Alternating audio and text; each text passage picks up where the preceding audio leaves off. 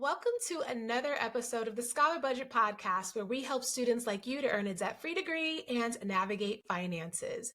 You want to know something that was really great? Going to college and realizing that I could actually have a dream and turn it into a reality. What was also great is graduating with a bachelor's degree in elementary education and a master's degree in school counseling and becoming an elementary teacher and becoming a counselor. Do you want to know what sucks? Graduating from college with tons of student loan debt, like thousands in student loan debt. And the truth is, debt sucks, but it doesn't always have to be that way. So today we're going to get to listen to Miss Janae Adams, who is an international speaker and author of multiple books, including, get ready for this, Debt Sucks University. And she is the CEO of EMAC Consulting. But when she was in college, she let money rule her life. She actually graduated from South Carolina State University with a Bachelor of Science in Marketing. And a short time after that, after graduating, she found herself in nearly $50,000 of debt. She dug out of debt in 2 years by following the principles that she now speaks about to audiences all around the world. And she is with us today to remind us, friends, that even though debt sucks, it doesn't always have to be that way. But we got to start taking action now. So go ahead and grab that pen, grab that paper, let's take notes, and let's put this information into action. You're listening to the Scholar Budget Podcast, where we teach you how to earn a debt-free degree, grow your money, and claim every opportunity with your name on it. I'm your host, Raquel Bartoli. Let's jump right in.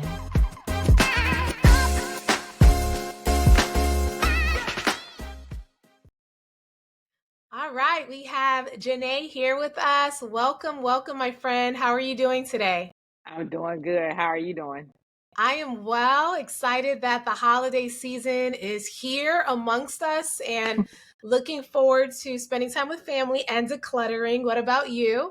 Yeah, same thing. Family as well, doing some work. Everybody's on break. So Right. therefore, I can actually focus. I often feel like, okay, when we go on break, I can focus, but when my kids are home, I can't do nothing. It's like, Yeah, just I got forget the about it, But it's all good. It's all good. So we're excited that you're here with us, and we're just going to jump in because we want to learn more about you and what you do and hear all the good nuggets you have to offer. So can you start by just telling us a little bit more about who you are and what you do?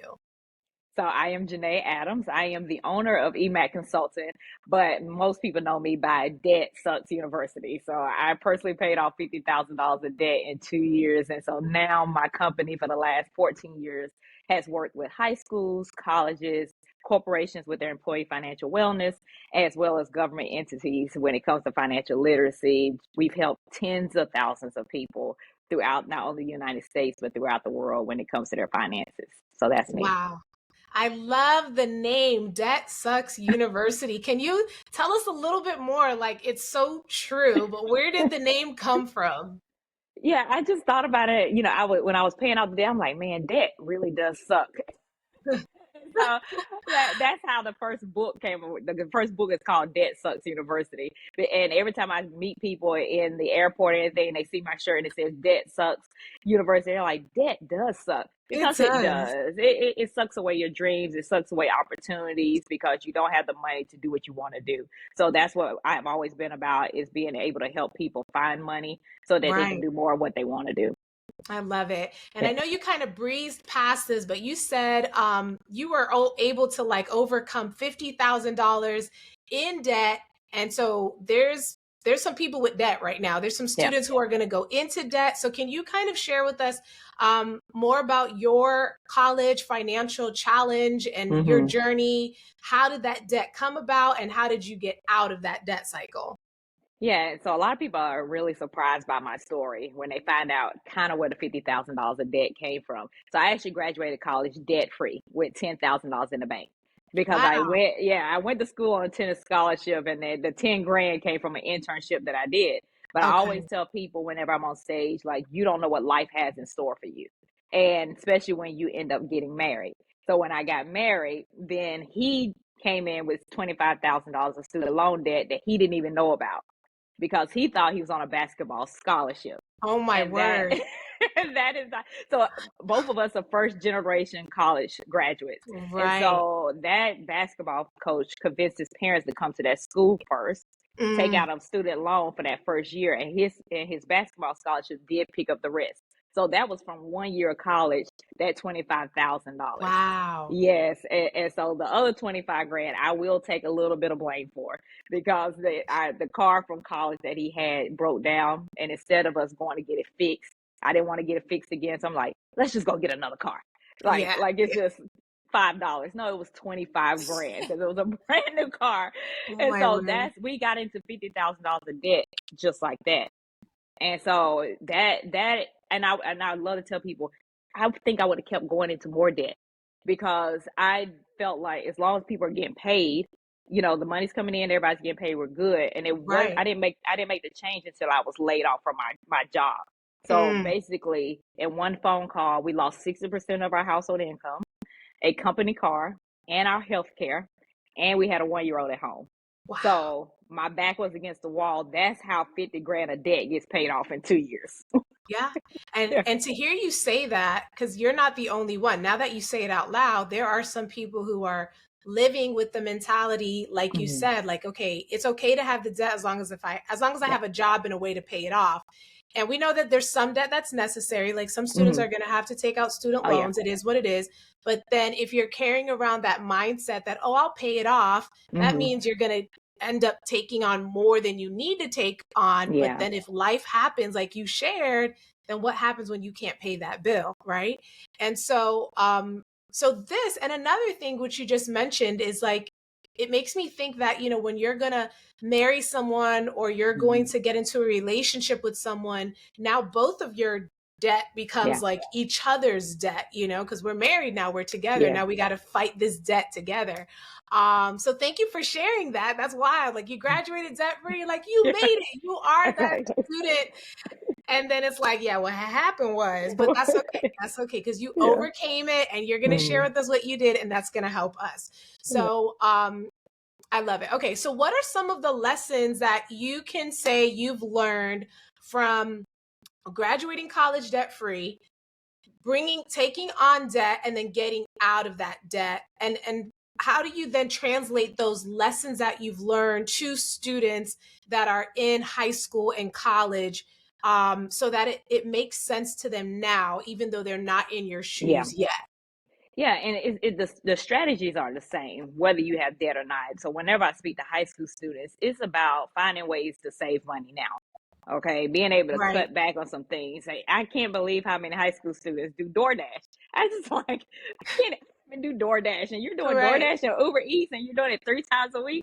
So we're talking about cutting back, because I do a lot of first gen limited income students, and so I'm trying to help them find money in different ways that they're spending hmm, money, so that they don't have to ask their guardians or their parents for money, because a right, lot of times those parents and guardians do not have it for them. So I tell them, I say, if you're doing DoorDash or Uber Eats twice a week, can we do that once a week? I'm not trying to right, make you go completely cold turkey, but let's say $10 here. Let's not go out with your friends 2 or 3 times a week. Let's say $20 there. And so right. the strategies that I use to pay off the 50 grand of debt are still the same, no Makes sense. matter if a person is making any money at all, or they're making tens of thousands of dollars. And so Right, it's the strategies are just the same. Cutting back on things, being able to put money away. So with a ninth grader, it'd be, can you save $100 in a year? yeah, So a person that may be a junior in college, I need you to get closer to $1,000, because right, you're getting close to being out of here. And if a company says, I need you to move to Miami, Florida to work, then hmm, and we're not paying for it for you to get there. Do yeah, you have the money to move yourself for this wonderful job that may be paying you $80,000 a year? That's where $1,000 comes up. right. So those kind of things, the strategies are the same whether people are in debt or not. Right. And your strategies tie into habits, right? So, Yes. like you say, you don't have to go cold turkey, especially if you've been Door Dashing and Uber eating every Yeah. day of your life, like this is a lifestyle. Yeah. But if you want to save money, like you said, and get out of debt, then these are habits and sacrifices you have to be willing to make, which is what you did, right? For your journey. Mhm. Definitely, and it's all about the first part of everything is about a dream sheet. So whenever I am speaking, whether it's a corporation, college, everybody gets a dream sheet. And so these are their short-term, intermediate, and long-term dreams. The dreams that they put on that sheet is what gets them to cut back, what gets them to put money away. Because if Right. people can't see, yeah, people if people can't see where they're going, if they can't see the light at the end of the tunnel, as soon as an emergency comes around, your brakes mess up, or you need something for a school and you don't have the money for it, you'll just quit. You're like, Right. why even try?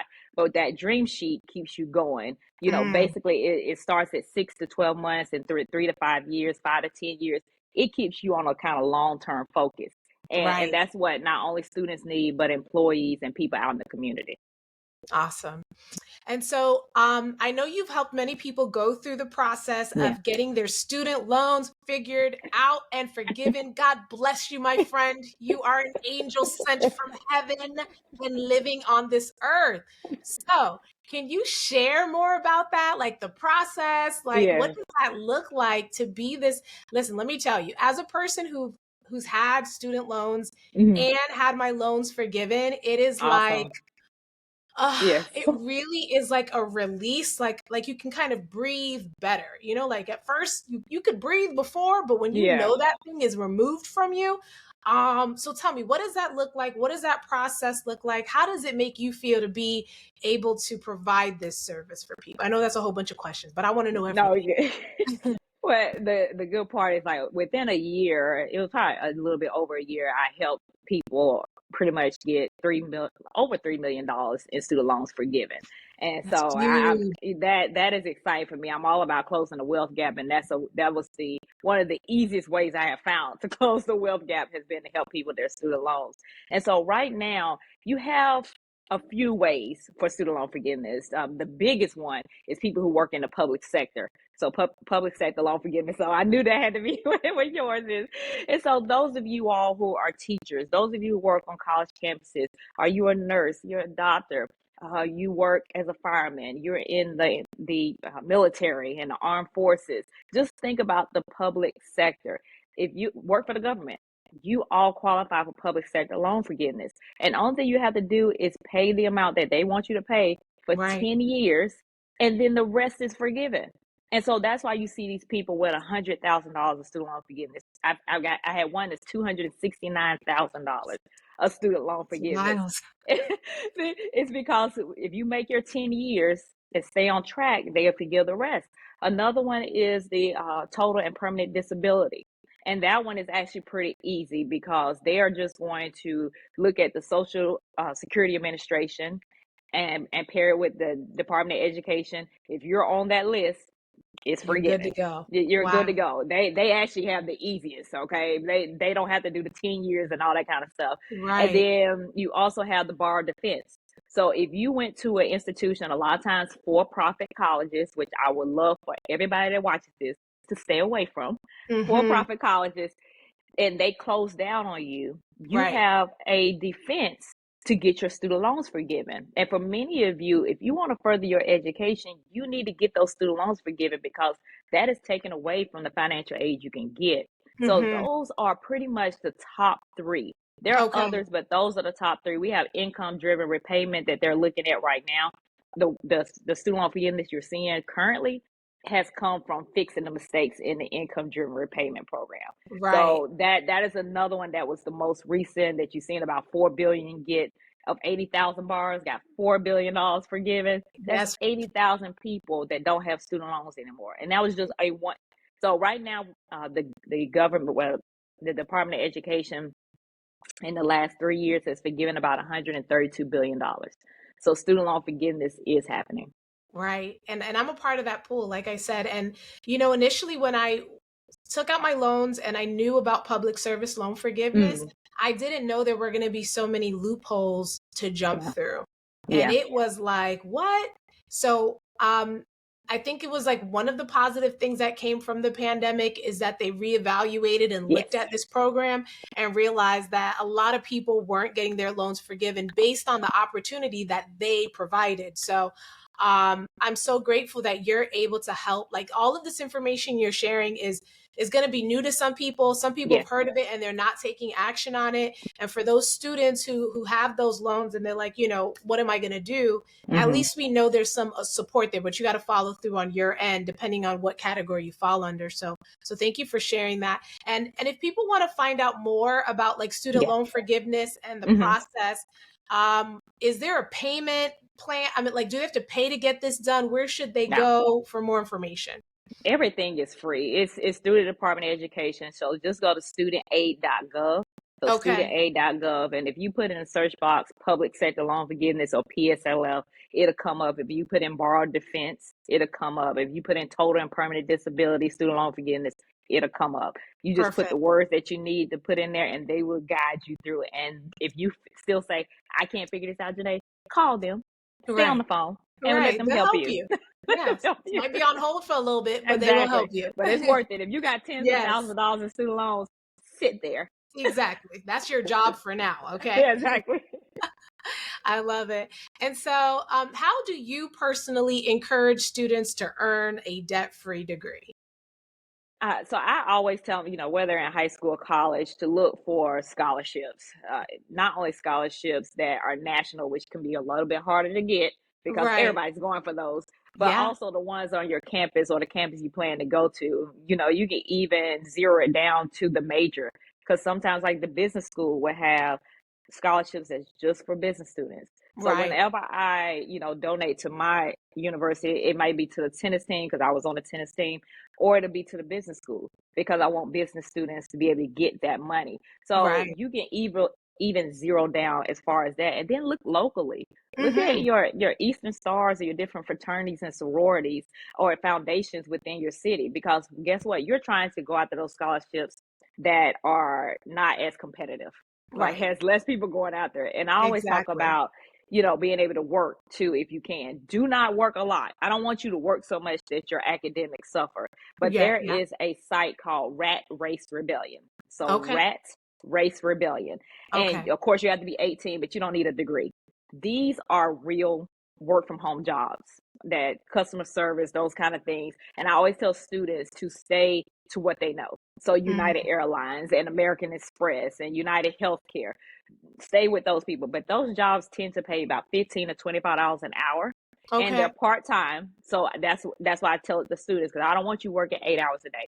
That Right. makes no sense. Two Right. hours, 3 hours, and get you $15 an hour, something Mhm. that can just keep you going while you're in school. So those are Right. just a few of the things that I talk to students about to try to get close to debt free as you can. But like you said, sometimes student loans are a necessary evil because Mhm. all of us don't grow up with a silver spoon in our mouth. Right. So if I didn't get a tennis scholarship, I would have had to stay in state where I grew up at and more Mhm. than likely take student loans. So Right. I'm not above it. I just happen to play tennis really well. That got me a scholarship.